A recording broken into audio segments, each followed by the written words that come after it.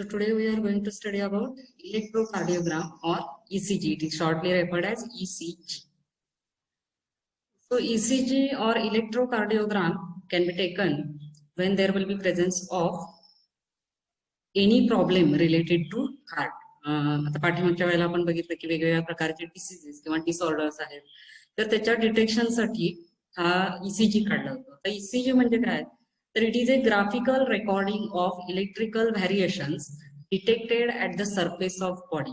म्हणजे heart open न करता किंवा बॉडीच्या आतमध्ये कुठल्याही प्रकारचं ऑपरेशन न करता वरूनच डिटेक्शन करून, बॉडीच्या सरफेस वरून डिटेक्शन करून ग्राफिकल रेकॉर्ड घेतलं जातं, ज्याच्यामध्ये इलेक्ट्रिकल व्हॅरिएशन्स असतात. It is referred as ECG, graphical recording of electrical variations detected at the surface of body.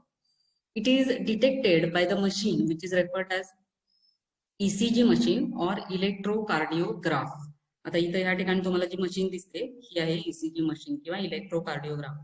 आता त्याच्यामध्ये कुठले कुठले पार्ट्स यूज होतात, तर इथे ही वायर असल्यासारखा जो पार्ट दिसतो, these are referred as electrodes, and at the tip of these knobs will be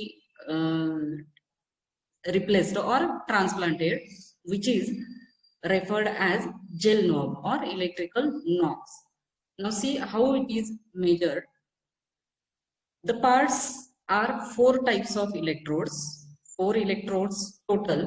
In that 2 electrodes will be placed on arms म्हणजे हात, and 2 electrodes will be placed on legs. आता इथे ह्या diagram मध्ये तुम्हाला दिसेल की इथे हाताला टिप लावलेली दिसते. ह्या ठिकाणी 2 नॉब असतात दोन्ही हाताला, आणि इथे 2 पायाला 2 लेग्स वरती. 6 electrodes on chest. ह्या ठिकाणी तुम्हाला दिसतील, these are 6 electrodes which are replaced on chest. आता हे चेस्ट वरती का लावलेले आहेत, तर heart is present in chest region और thoracic region, but the detection will be present only at first pair of rib or last pair of rib. म्हणजे कुठल्याही ठिकाणी हे इलेक्ट्रोड लावून चालत नाहीत, तर एकतर पहिल्या पेअर मध्ये रिबच्या, म्हणजे ज्या ठिकाणी बरगड्या सुरुवात आहे त्या ठिकाणी, किंवा शेवटी 2 ठिकाणी हे रिप्लेस केले जातात. आता त्यानंतर डिटेक्शन कसं होतं, तर सुरुवातीला जी मशीन दाखवली त्या मशीन मध्ये, आता इथं बघा ही जी मशीन आहे ह्या ठिकाणी तुम्हाला ही स्क्रीन दिसते, डिजिटल स्क्रीन. इथं बटन्स आहेत. जेव्हा रेकॉर्डिंग स्टार्ट होतं त्यावेळेला तो जो ग्राफ आहे हार्टचा, तो ग्राफ या स्क्रीनवरती दिसतो, आणि तो ग्राफ प्रिंटिंगच्या स्वरूपामध्ये इथे हे जे छोटा पार्ट दिसतो ह्याच्यामधून पेपर आतमध्ये असतात, आणि त्यामधून ते पेपर बाहेर पडतात, ग्राफिकल रेकॉर्डिंग दाखवतात त्याच्यामध्ये. तर ते ग्राफ कसा असतो, तर अशा पद्धतीचा ग्राफ असतो. त्या ग्राफ सुद्धा एक पर्टिक्युलर त्याला शेप आहे, तशाच पद्धतीनं ग्राफ असेल तर तो नॉर्मल ECG समजला जातो. Otherwise it is detected as any problem present in heart. आता हा नॉर्मल आहे की नाही कसं बघायचं, तर त्यामध्ये हे 3 पॉइंट्स पाहिजेत. P wave represent atrial depolarisation. आता इथं ह्या ठिकाणी बघा, this will be graph started from here. This is P wave which is upward turn, then again it gets downward. Here there is presence of point Q. Suddenly it will be gets rises and the peak is referred as R. It will be again lowers, this is S, and again it will be goes on forward T. तर अशा पद्धतीने हा graph असतो. Start होतो P पासून आणि शेवट होतो T पर्यंत. P त्यानंतर हा P जो पॉइंट आहे तो म्हणजे काय, P वेव्ह एट्रियल डिपोलरायझेशन. एट्रियल डिपोलरायझेशन म्हणजे काय, तर दोन्ही एट्रिया ज्या वेळेला ऍट ए टाइम कॉन्ट्रॅक्ट होतात त्यावेळेला जी वेव्ह तयार होते ती म्हणजे P wave.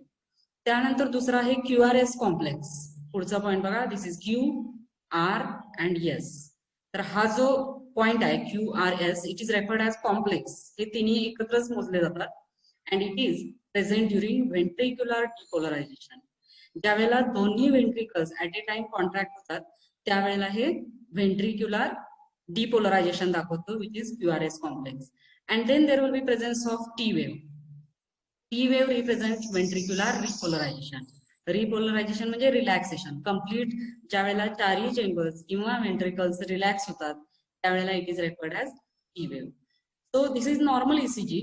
If there will be any problem present in this, suppose this wave will be present at downward or this T wave will be present at downward. It represents that there may be present no heartbeat in normal form. म्हणजे त्यामध्ये एकतर कुठल्याही प्रकारची valve damage झालेली असेल, समजा mitral valve किंवा ट्रायकस्पिड bicuspid पैकी कुठली एक व्हॉल्व डॅमेज असेल तरी सुद्धा ह्याच्यामध्ये रिफ्लेक्शन वेगळ्या पद्धतीने दाखवतो. किंवा एसए नोड मधून फंक्शन व्यवस्थित होत नसेल, इम्पल्स व्यवस्थित कॅरी आउट होत असतील तरी सुद्धा ह्याच्यामध्ये ते दाखवतं. तर डायग्नोसिस कशा पद्धतीने केलं जातं? Wien enlargement of heart chambers, काही वेळेला हार्टला सूज आलेली असते त्यावेळेला चेंबर्स एनलार्ज झालेले असतात. For that also ECG can be taken. Damages to cardiac muscles, heart मधल्या ओन मसल्स मध्ये जर डॅमेज असेल तरी सुद्धा त्यामध्ये डायग्नोस केलं जातं ईसीजी मार्फत. Reduced blood supply to cardiac muscles, cardiac muscles म्हणजे कम्प्लीट वॉल ऑफ हार्टला जर ब्लड सप्लाय कमी होत असेल तरी सुद्धा त्यामध्ये ईसीजी काढून आपण डिटेक्ट करू शकतो. किंवा कॉजेस ऑफ चेस्ट पेन, छातीमध्ये एखाद्याला दुखत असेल तर ते कुठल्या कारणामुळे दुखतंय, is it heart attack or any other problem, it can be detected by ECG. त्यानंतर आता सर्क्युलेटरी सिस्टीम हा पार्ट तिथपर्यंत संपतो. त्याच्याशी रिलेटेड हा जो पार्ट आहे तो म्हणजे lymphatic system. The lymphatic system is as like same that of circulatory system, but exceptional cases there is no presence of another heart.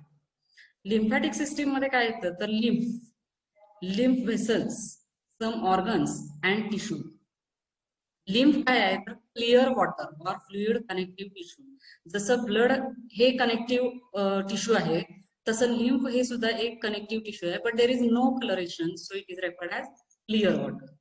Lymph vessels जसं आर्टरी आणि व्हेन्स आहेत म्हणजे ब्लड वेसल्स आहेत त्याच पद्धतीने लिम्फ वेसल्स असतात. आणि जसे ऑर्गन्स त्याच्यामध्ये इन्व्हॉल्व्ह आहेत तसेच इथं सुद्धा असतात, which are lymph organs and some tissue. So in this part we have studied ECG, how it will be detected.